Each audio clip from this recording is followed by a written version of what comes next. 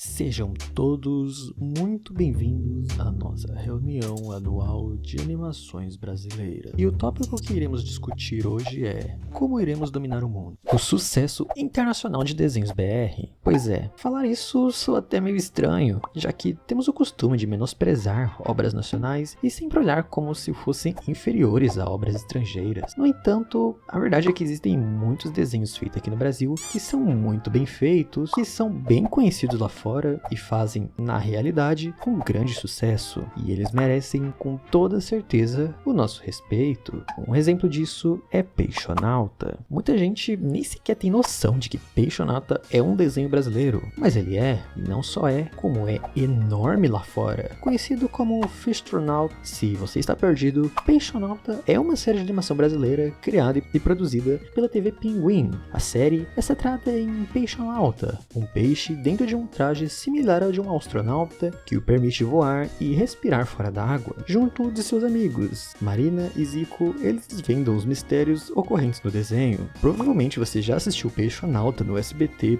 ou na Cultura. Ele foi um desenho muito famoso e particularmente eu gostava bastante, mesmo sendo meio irritante às vezes. Ainda assim, tem seus méritos. O desenho fez tanto sucesso que ganhou até um filme, apesar de ter sido um fracasso de bilheteria. Isso a gente finge que não existe. Peixonauta não é a obra brasileira de maior sucesso internacional, mas isso não muda o fato de que ele é muito popular e muita gente o conhece. É muito interessante ver gente de fora comentando que esse desenho fez parte da infância deles. Isso não é algo que estamos acostumados a ver todos os dias. O mesmo vale para Turma da Mônica, por exemplo. Eu sempre me perguntei se Turma da Mônica fazia sucesso em outros países, já que eu nunca ouvi muitos gringos falando sobre. Eu sabia da existência de Turma da Mônica em inglês, mas até não muito tempo atrás eu duvidava, já que eu nunca tinha visto um norte-americano falando sobre Turma da Mônica. A realidade é que, quando pensamos em sucesso internacional, pensamos nos Estados Unidos. No entanto, existem muitos países no mundo e fazer sucesso nos Estados Unidos não é realmente importante quando você faz sucesso praticamente no mundo todo. E Mônica é provavelmente a obra brasileira mais famosa globalmente. Sabemos que é uma obra famosa quando alguém tenta copiá-la, e existem várias cópias estrangeiras de Turma da Mônica, como por exemplo uma tal de Moa Moa Toys, uma cópia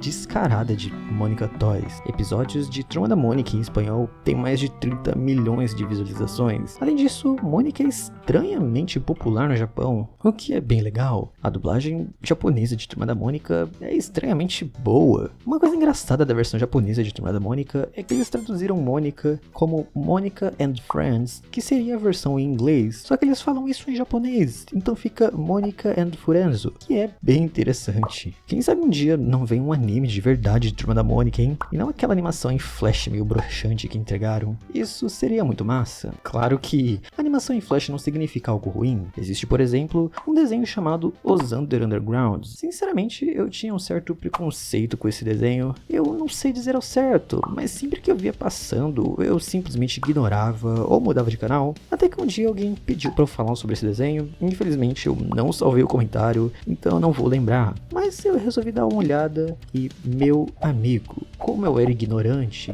esse desenho é extremamente subestimado, porque na verdade ele é muito legal. A história conta sobre um garoto que cai num buraco e vai pro mundo subterrâneo de monstros. Sim, Undertale ocupou uma obra nacional, 100% confirmado. O desenho não é uma febre internacional, mas ele é provavelmente um pouquinho conhecido lá fora, até porque ele tem uma dublagem em inglês. Eu resolvi incluí-lo aqui porque, por algum motivo, a obra tem uma página na Wikipédia em tailandês. Aparentemente essa obra é conhecida na Tailândia, isso é muito específico, mas a Tailândia é outro país, então tá valendo. A obra já chegou até a ser nomeada para algumas premiações internacionais de animação, então ela é reconhecida lá fora, e eu acho justo citar aqui para falar mais sobre essa animação, que é realmente bem legal e não tem tanto reconhecimento, mas uma obra que tem bastante reconhecimento, com toda certeza é o Irmão de Jorel. Sério, Irmão de Jorel é uma das obras brasileiras mais famosas. Não só isso, como ele é a primeira animação da Cartoon Network original feita na América Latina.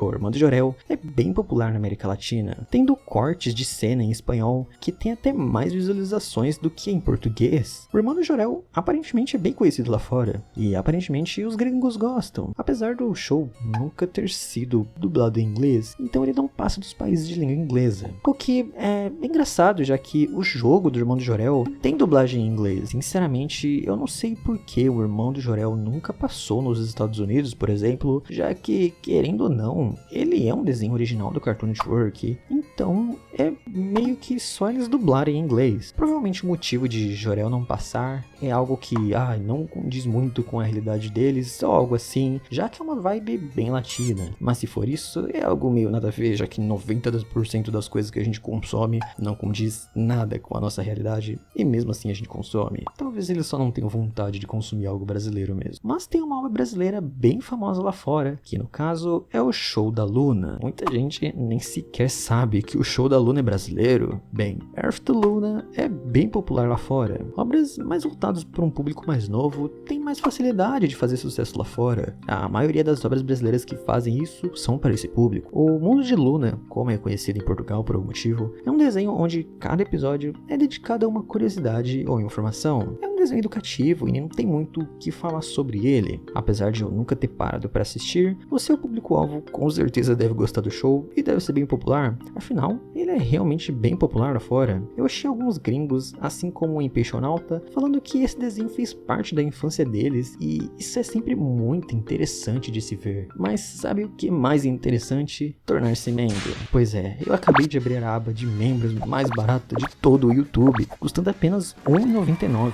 E você ganha vários benefícios, como poder ver todos os vídeos do canal antecipadamente e ser citado no final do vídeo como agradecimento. Então, se você gosta do canal e quer me apoiar, eu ficarei muito grato. E custa só R$ 1,99. A não ser que você queira me ajudar com mais. Mas bem, tem um desenho que, sendo sincero, eu não conhecia, chamado Weeboom. Weeboom é uma série de animação brasileira criada e dirigida por Jonas Brandão e produzida pelo estúdio Split Studio pela Ancine. Foi produzida pelo canal Boomerang Brasil entre 5 de julho de 2019 e 24 de maio de 2020. A série mostra uma coelha aventureira chamada Wee que viaja em uma montanha desconhecida. Acidentalmente, ela apertou o círculo verde e surgiram várias criaturas voadoras chamadas Boomies, e com a ajuda dos guardiões dos Boomies, o Boom, ele atravessa o mundo inteiro para capturar os Boomies. Esse é um desenho que, visualmente falando, eu achei lindo. Primeiramente porque o design me lembra um pouco de Gumball e eu amo Gumball. Além disso, parece ter alguma história e algo do tipo. Eu ainda não assisti completo porque ele é bem infantilzinho, mas do pouco que eu vi, ele é bem interessante. Além disso, como todo desenho dessa lista, ele é bem popular lá fora, principalmente na América Latina. Tem bastante desenhos brasileiros que são populares na América Latina, sendo bem famosos por lá, como por exemplo, Carrapatos e Catapultas. Esse é um dos desenhos brasileiros mais surreais que existem. Eu lembro que sempre que eu via passando, eu ficava com um enorme ponto de interrogação na cabeça. A série Carrapatos e Catapultas apresenta as intrigantes aventuras dos carrapatos Bico de Pato, Boom, Bode, Bolão e Baixinho, grandes amigos habitantes do planeta Vaca. Nesse planeta, os carrapatos já nascem com paraquedas e se locomovem através de catapultas. Adoram sugar a gororoba e pensam que engordando vão explodir e morar no mundo dos carrapatos fantasmas, considerado o paraíso para eles. É uma história bem confusa e é um desenho que tem uma vibe daqueles desenhos mais surrealistas, estilo Chowder ou Flapjack. Porém, eu não sei ao explicar e nem ao menos elaborar sobre, mas esse desenho, por algum motivo, me passa uma vibe de desenho do Disney XD, apesar de ser do Cartoon Network. Diga aí nos comentários se você também sentem isso. E esse era um dos desenhos que me deixava meio desconfortável, porque ele era bem diferente. Ele tinha um tom mórbido muito esquisito. Todo final de episódio, a mãe do protagonista ligava pra ele, perguntando quando ele iria para o paraíso, e para isso, ele precisava ir de base. E bem, ele chegou a passar em vários países que falam espanhol, pelo Tooncast, e é um desenho que tinha um ar muito misterioso, com vários mistérios que não foram resolvidos. E esse é um daqueles desenhos que, se fosse estrangeiro, provavelmente seria amado como um clássico dos desenhos animados, mas como é um desenho BR, ninguém realmente dá a mínima, o que é uma grande pena. Mas um dos principais desenhos brasileiros famosos, e inclusive o motivo de eu ter feito todo esse vídeo, no caso, é Animalu. Eu tive a ideia desse vídeo depois que eu vi um meme de Animalu em espanhol com quase 100k de likes e todos os comentários eram em espanhol. É interessante como o Animalu começou como uma animação de internet e se tornou uma das animações mais populares. Nem lá fora isso acontece com tanta frequência. Geralmente quando uma animação do YouTube vai para a TV, tende a ficar horrível e todo mundo odeia. Claro que Animalu teve as suas controvérsias, principalmente por causa de troca de dubladores e coisas do tipo, mas ao menos lá fora, Animalu ficou cada vez mais popular. A interação dela com outros personagens da Cartoon provavelmente ajudou bastante, e ela se tornou uma das personagens brasileiras mais populares lá fora. Eu já vi gringo fazendo fanart dela e coisas do tipo. É realmente muito interessante ver a trajetória de Animalu, e bem, não é à toa, já que Animalu sempre foi sinônimo de qualidade de animação e arte e tudo mais, e isso é simplesmente lindo. Tem gente que não gosta muito do novo design dela, mas eu particularmente achei bem legal. E meu agradecimento especial aos membros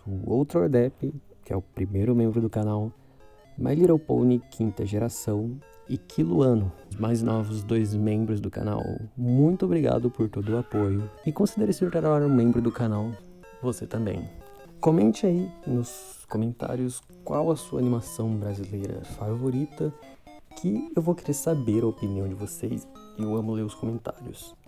Mas é isso, eu vou ficando por aqui. Valeu, falou, é nóis e tchau, tchau.